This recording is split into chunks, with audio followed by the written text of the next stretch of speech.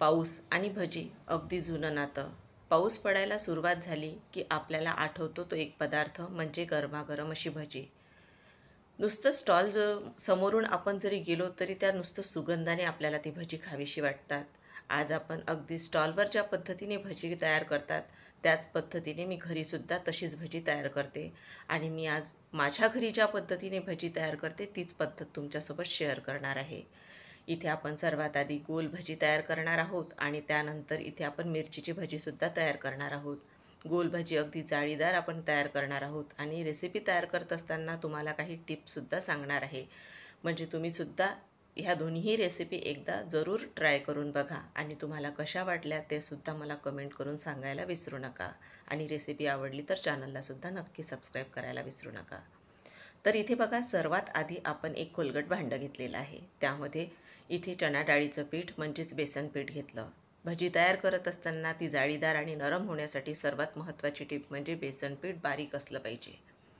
तर बेसन पीठ जितकं चांगलं बारीक तळलेलं असेल तितकीच भजी नरम म्हणजे मऊ तयार होतात. तर हे पीठ आधीच चाळून घेतलं. आता दुसरी महत्त्वाची स्टेप इथे आपली आहे ती म्हणजे बघा, सर्वात आधी आपण यामध्ये थोडं पाणी टाकून घेतलं. तर इथे आपल्याला यामध्ये पाणी टाकल्यानंतर आधी बेसन पीठ भिजवून घ्यायचं आहे. तर सुरुवातीला बेसन पिठामध्ये आपण थोडं पाणी टाकलेलं आहे आणि आता नंतर आपण आणखीन यामध्ये पाणी टाकणार आहोत. इथे बेसन पीठ तयार करत असताना आपल्याला जवळपास पाऊण कप एवढं पाणी लागलेलं आहे. आता बेसन पीठ इथे भिजवताना आपल्याला एक अंदाज येतो की आपल्याला बेसन पीठ कशा कन्सिस्टन्सीचं लागणार आहे. तर बघा, इथे भिजवून घेतल्यानंतर आपल्याला सर्वात महत्त्वाची स्टेप म्हणजे बेसन पीठ फेटून घ्यायचं आहे. तर इथे 3 ते 4 मिनटं मी बेसन पीठ फेटून घेतलं आणि बघा, या कन्सिस्टन्सीचं हे तयार झालेलं आहे आणि बेसन पिठाचा रंगसुद्धा बदललेला आहे. जितकं बेसन पीठ हलकं तयार होईल तितका त्याचा रंग थोडा लाईट होतो. तर बघा, इथे बेसन पीठ चांगलं फुलल्या गेलेलं आहे आणि या रिबन कन्सिस्टन्सीचं आपल्याला हे बेसन पीठ तयार करायचं आहे. तर आता आपण यामध्ये काही साहित्यसुद्धा टाकणार आहोत. तर इथे आपण यामध्ये टाकणार आहोत बारीक चिरून घेतलेला कांदा. तर इथे कांदा मी जास्त असा वापरलेला नाही. अगदी एक मध्यम आकाराचा कांदा होता, त्यातलाही मी अर्धाच वापरलेला आहे. पण तुम्हाला जास्त आवडत असेल तर तुम्ही जास्त वापरला तरीही चालेल. आता बेसन पीठ वातळ असतं त्यामुळे इथं आपण यामध्ये ओवा टाकणार आहोत. तर इथे अर्धा चमचा ओवा हातावर चोळून टाकणार आहे. तर आपण यामध्ये आणखी टाकणार आहोत ते म्हणजे जिरं. तर इथे अख्खं जिरं मी यामध्ये टाकणार आहे. तर अर्धा चमचा इथे मी जिरं घेतलेलं आहे. आता त्यानंतर यामध्ये आपण टाकणार आहोत ते म्हणजे धने. अर्धा चमचा धने इथे खलबत्त्यामध्ये जाडसर असे मी कुटून घेतलेले आहेत. आणि त्यानंतर इथे आपण टाकणार आहोत अर्धा टीस्पून एवढा हिंग. हिंग भज्यांमध्ये जरूर वापरा. आणि इथे हिरव्या मिरचीचे काप करून घेतलेले आहेत. 2 हिरव्या मिरच्या घेतल्या आणि त्याचे बारीक असे मी काप करून घेतलेले आहेत. आता इथे आपण टाकणार आहोत यामध्ये पालक.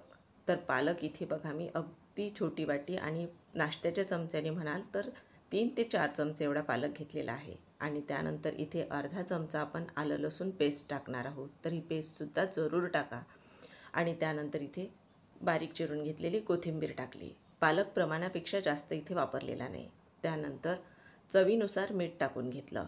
आता सर्व साहित्य आपली टाकून झालेली आहेत. पालक फक्त छान असा बारीक चिरून घ्यायचा. आधी धुवून घेतला स्वच्छ आणि नंतर बारीक असा चिरून घेतलेला आहे.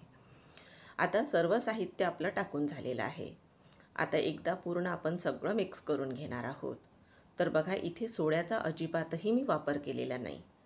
तरीसुद्धा आपले भजे बघा किती जाळीदार अशी तयार होतात. तर आता सर्व आपण तयार करून घेतलेलं आहे बेसन पीठ. तर बघा, या पद्धतीचं तयार झालेलं आहे. आता दुसरी महत्त्वाची आपल्याला स्टेप करायची आहे ती म्हणजे पुढे सांगतेच तुम्हाला. तर आता यामध्ये आपण पाणी आता वापरणार नाही आहोत. तर दुसरीकडे तेल गरम करायला ठेवलेलं आहे. तर तेल कडकडीत असं गरम करून घ्यायचं. आणि बघा, इथे मी आपलं भाजीचा जो चमचा असते त्याने मी तेल टाकून घेणार आहे. कडकडीत गरम असं तेल या बेसन पिठामध्ये टाकलेलं आहे. आता नाश्त्याच्या चमच्याने म्हणाल तर इथे 3 ते 4 चमचे मी तेल टाकलेलं आहे. आता तेल टाकल्यानंतर आपल्याला पूर्ण बेसन पीठ एकदा पूर्ण छान असं मिक्स करून घ्यायचं आणि नंतर याची भजी आपण तयार करायला घेणार आहोत. तुम्ही तेल गरम झाल्यानंतर इथे भजी टाकायची आणि आपल्याला मीडियम स्पीडवरच भजी तळायची आहेत. तर बघा इथे आपण एक एक करत यामध्ये भजी म्हणजे टाकून घेणार आहोत. आणि बघा भजी इथे तेलामध्ये टाकल्यानंतर तुमच्या लक्षात येईल की भजी लगेच फुलली जातात. इथे सोडा आपण अजिबातही वापरलेला नाही. बघा इथे भजी आपल्याला पलटवून घ्यायची आहेत आणि दोन्ही बाजूनी खमंग अशी भाजून घ्यायची, म्हणजेच तळून घ्यायची आहेत. तर बघा भजी आपली तळून झालेली आहेत. आता ही आपण काढून घेणार आहोत. तर बघा इथे फुललेली भजी तुमच्या लक्षातच येत असतील. तर ही मी काढून घेते आता आणि परत दुसरी बॅचसुद्धा तुम्हाला तळून दाखवते. बघा भज्यांना रंगही आपल्या किती छान आलेला आहे. यापेक्षा जास्त लालसर अशी भजी होऊ द्यायची नाही किंवा कडकही तळून घ्यायची नाहीत. तर आता आपण दुसरी बॅचसुद्धा टाकून घेणार आहोत. आता परत तळत असताना भजी आपल्याला गॅसची स्पीड इथे मीडियमच ठेवायची आहे. तुम्ही भजी इथे मोठ्या स्पीडवर तळून घेतली तर त्यांना बाहेरून लगेच रंग येईल आणि आतून भजी कच्चीच राहतील.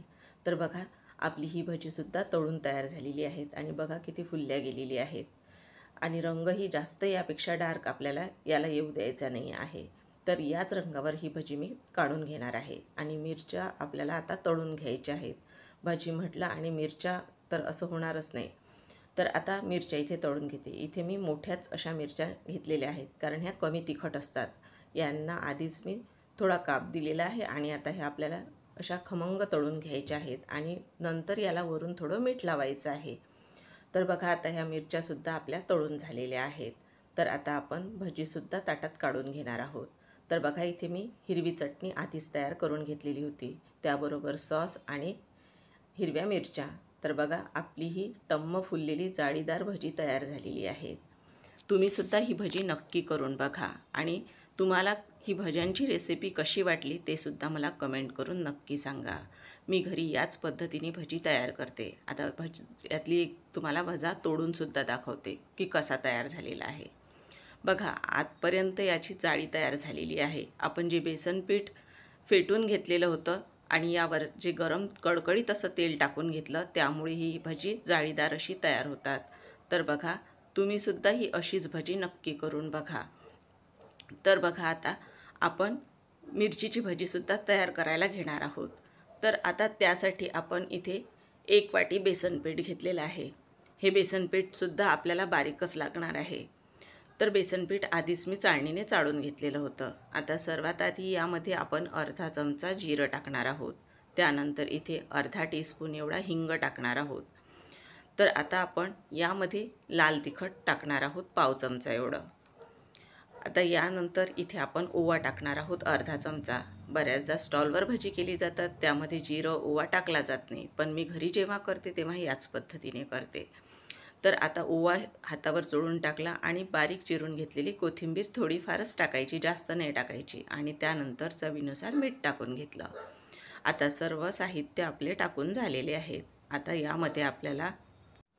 आता आपल्याला यामध्ये थोडं थोडं करत पाणी टाकायचं आहे. एकदम जास्त जर पाणी टाकलं तर बेसनपीठ पातळ होतं आणि जास्त जर घट्ट तुम्ही ठेवलं तर जी भजी तयार करतो ती थोड्या वेळानंतर मग कडक तयार होतात. त्यासाठी इथे बघा मी ज्या कन्सिस्टन्सीचं हे तयार करणार आहे अगदी तसं तयार करायचं. तर बघा इथे मी पाणी टाकलं. इथे जवळपास मी यामध्ये अर्धा कप एवढं पाणी टाकलेलं आहे. आता आपल्याला पूर्ण यातल्या गाठी मोडून काढायच्या आहेत आणि हे बेसन पीठसुद्धा आपल्याला 3 ते 4 मिनटं फेटून घ्यायचं आहे. तर बघा इथे मी फेटून घेते. तर याचासुद्धा रंग बदलला गेलेला आहे आणि हलकं पीठ तयार होतं. तर हे या कन्सिस्टन्सीचं मी तयार केलेलं आहे. तर आता यामध्ये आपण मिरच्या तळायच्या आधी मिरच्यांना काप देणार आहोत. हे मिश्रण आपलं तयार झालेलं आहे. तर इथे बघा मी इथे कमी तिखट अशा मिरच्या घेतलेल्या आहेत आणि फार मोठ्यासुद्धा घेतलेल्या नाहीत. तर आपण आता या मिरच्यांना काप देऊन घेणार आहोत. बऱ्याचदा मिरच्यांना काप दिल्यानंतर यातल्या ज्या बिया आहेत आतमधल्या त्या काढल्या जातात, पण त्या मिरच्या जर फार तिखट असतील तरच काढायच्या. इथे मी मिरच्या अजिबातही ह्या तिखट नाहीत त्यामुळे यांना असा काप देऊन यातल्या बिया काढणार नाही आहे. तुम्हाला आवडत नसतील तर तुम्ही काढल्या तर चालतील, पण बघा इथे मी अजिबातही काढणार नाही. आता पूर्ण मिरच्यांना असेच आपल्याला काप देऊन घ्यायचे आहेत आणि नंतर याला आपल्याला थोडंफार मीठ लावून घ्यायचं आहे.